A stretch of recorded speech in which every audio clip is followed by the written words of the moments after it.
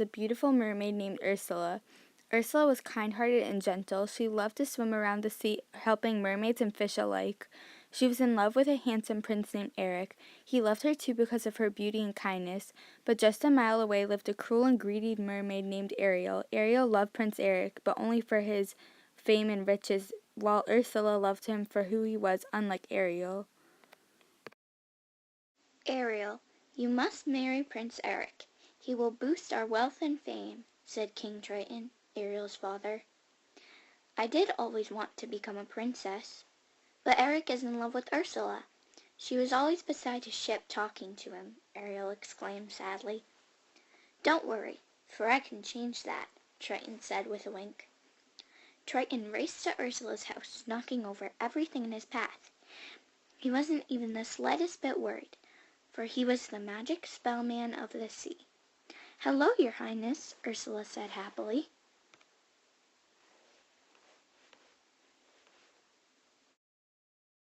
Without as much as a hello, Triton bellowed, "Wicka wicka woo, ugliness shall come to you." Soon the room started swirling with purple magic dust. Ursula started to scream and choke as her legs became 8 slimy black tentacles.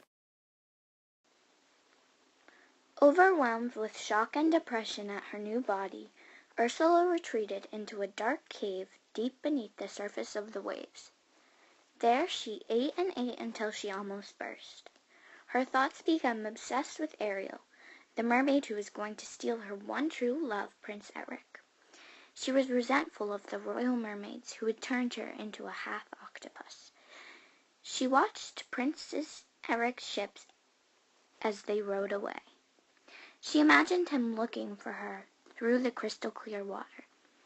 Because of her isolation, Ursula began practicing magic until she became known as a witch throughout Triton's kingdom.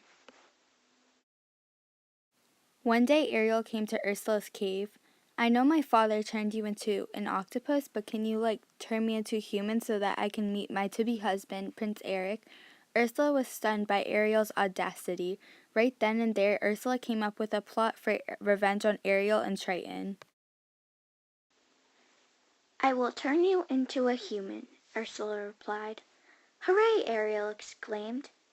"But if the prince does not kiss you within 3 days, I will turn you into sea foam."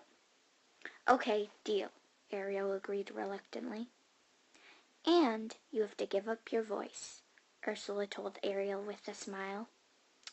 "Okay, what do I have to do?" "Sing." Ariel began to sing a beautiful song. Ursula took out a magic shell and captured Ariel's voice before Ariel could regret what she was doing. Ursula knew that Prince Eric had a weakness for beautiful singing. Ariel happened to have the most gorgeous voice in all of the sea. She knew that if Ariel were to sing in front of the prince, he would fall in love with her. Without Ariel's voice, Ursula was confident that the prince would not forget her. Ariel ran up to the surface of the water, feeling the cooling breeze hit her face. Soon enough she found Prince Eric and ran up to him. "Are you lost?" Prince Eric asked. She shook her head yes. "Can you not speak?" he asked. She shook her head no. Out of the kindness in his heart, he gave her a place to stay in the castle. All Ursula could do was watch through her crystal ball. She knew that her plan was falling into place. But up in the castle, the prince started to fall in love with Ariel in her presence. He seemed to have forgotten about Ursula. Ariel would not let Ursula win, so she knew that she had to kiss Prince Eric. But every time the moment seemed perfect, Ursula thwarted Ariel's attempts. Ursula knew that time was running low for Ariel and was confident that her plan would work. Just to make sure, Ursula checked her crystal ball. To her shock, Ariel and the prince were leaning in for a kiss. Ursula was so shocked that she couldn't do anything. Just as Eric was about to kiss Ariel, the sun set. Ursula squealed with relief. Ariel was dragged off the boat under the sea and into Ursula's cave. Ariel's eyes were filled with fear as Ursula glared at her. Ariel shook her head violently as if pleading for her life. "There's nothing I can do. We made a deal." With that, Ariel seemed to dissolve into the water until she was only a bit of foam floating across the waves. All of a sudden, Ursula felt her body transforming into a human-like body. The prince looked up and he immediately recognized Ursula, the Ursula he had always known. "Ursula?" the prince asked. She shook her head yes, and then they both embraced each other passionately. "We will get married tomorrow."